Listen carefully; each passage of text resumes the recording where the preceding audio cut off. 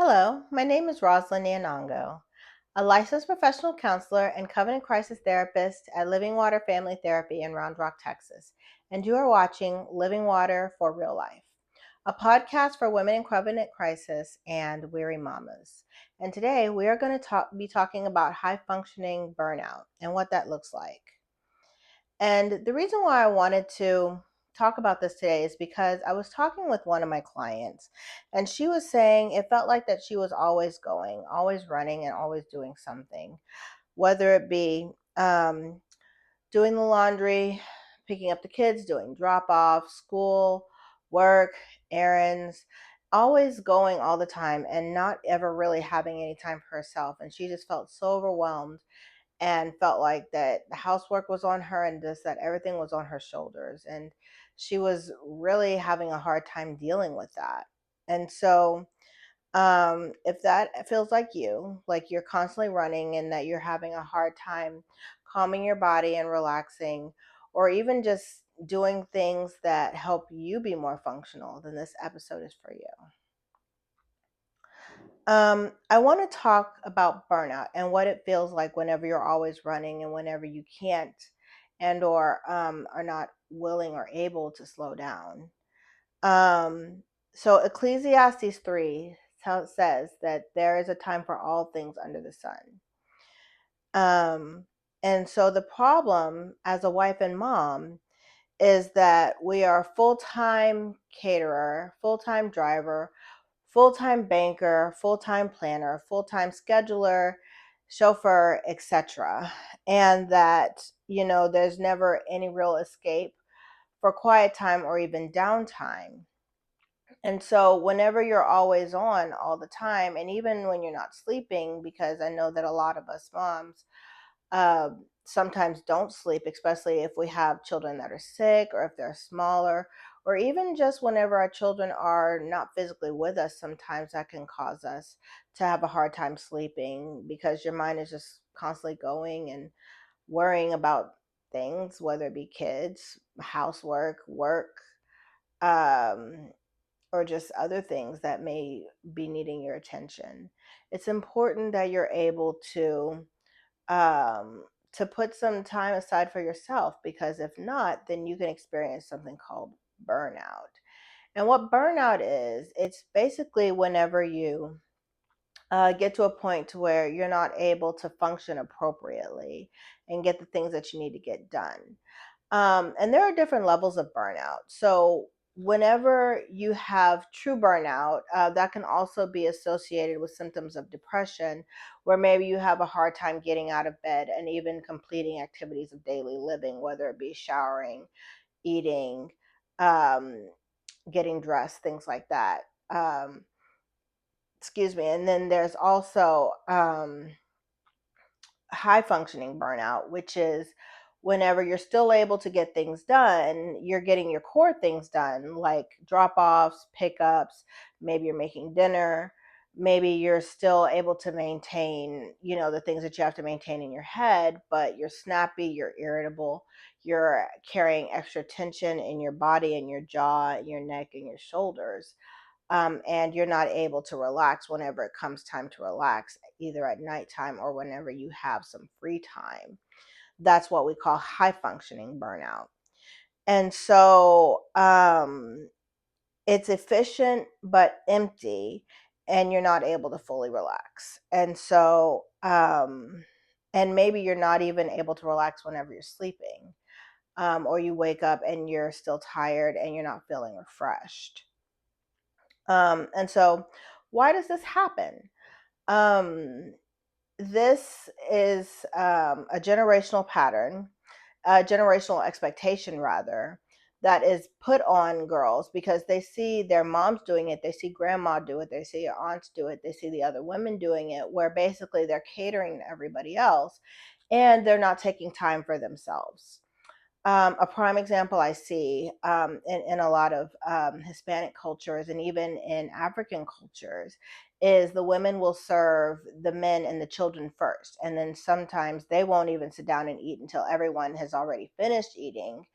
And then they're finally sitting down to get their first meal, and they're still needing to clean up and whatnot.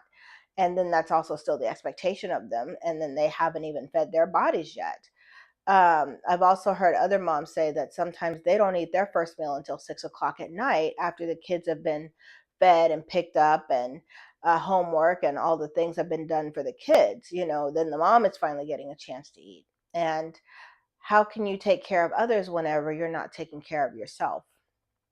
Um, a prime example is whenever you go on an airplane, they always say that, if there's a change in pressure, you always put on your own mask first before you assist somebody else. And the reason why you do that is because, you're not able to help others if you can't breathe yourself. So that's the reason why recognizing burnout and ultimately treating it is really essential, so that way it doesn't turn into something more severe, like depression. Also, burnout is also something that can happen if you're postpartum too. Like if you've just had a baby and maybe there are other children in the home, it's really easy to get burnt out in that regard too, because your body is healing, and you also have the expectation of house, new baby, and also taking care of your body and the other kids.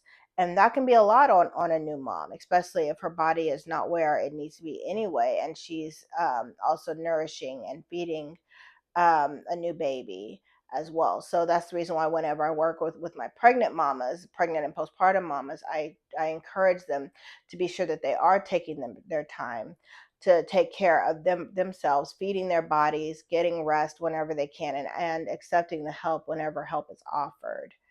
Um, so then, and allowing, and so some patterns that that reinforce this behavior, which is the burnout, is always being available for others, whether it be physically or even emotionally. Maybe not being able to say no, and not taking a break. And whenever you do take a break, then feeling guilty about taking a break and or getting your needs met. And even another pattern that reinforces burnout is being responsible for keeping grown people accountable and on schedule. And so burnout is the outcome of prolonged self-neglect. And also, this also is a word for the caregivers too, because there's another woman that I know that I've been working with that has been taking care of a sick husband, and I'm constantly asking her, how are you doing? Are you taking care of yourself? Have you eaten? Have you rested? Because your spouse is being taken care of. He has doctors to take care of him and make sure he's getting what he needs. But as a caregiver, you also have to be sure that you're doing what you need to do, so that way you don't end up resentful and burned out and with nothing else to give. And I know it's a very delicate balance whenever you are caring for someone whom you love deeply and you know that they need a lot of care and support. And you also have to be able to take care of yourself in order to take care of them too. And so then what is the shift? How do you change that? Um, how do you go from this generational pattern and or expectation into something that is sustainable um, and also encourages change?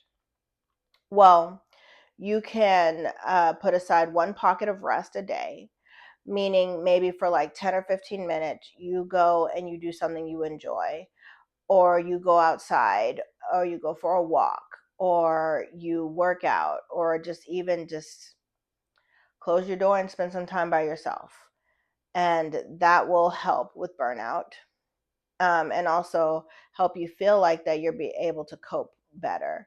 A few weeks ago, we had talked about the DBT skill, please. And so, whenever you are nourishing your body and you're being intentional about your own self-care and getting your needs met, it makes it much easier to take care of others and to recover and to cope effectively whenever things do feel difficult and overwhelming. And so another shift would be um, putting a boundary up and saying that you're not going to be responsible for keeping grown people on time. So if you have a teenage child who is able to be accountable for getting themselves to and from school, or maybe you have a spouse who is like, okay, well, I need you to make the kid's appointment for whatever, or where is my this, where is my that. That's not your responsibility. They should be able to take care of their own stuff and not look to you to take care of that for them. And another thing I invite you to do is to invite God into your boundary with Ecclesiastes 3, which is there's a time for all things under the sun. And also Matthew 11:28, which is come to me, all who are burdened and weary, and I will give you rest. Um, I know that a lot of people really like to use the quote, God will never put more on you than you can bear. However, that is not biblical and it's nowhere in the Bible. What the Bible does say is that whenever you are weary, whenever you are overwhelmed, whenever there is too much going on to where you feel like you cannot handle it, that is when you're supposed to go to God and tell him you cannot handle it and that you need help. And he will sustain you and he will provide what you need and take care of you. And so this week, I encourage you to pick one thing that you will do to try to prevent and or treat burnout and refill your own cup. And so, and then just make it something small that will actually be sustainable for you, that you can implement week after week and that you can build upon. And so, if this episode was helpful for you, I encourage you to like, comment, and subscribe, and to send it to another woman who you feel like could benefit. I'm currently accepting new clients at my Round Rock office in Texas, and I'm also accepting clients virtually throughout the state of Texas. And if you would like to learn more about living water for real life, and you would like more episodes like this, the episodes are available on Spotify and Apple Podcasts and YouTube and Facebook, and just search Living Water for Real Life. Thank you so much, and I look forward to seeing you next time. Bye-bye.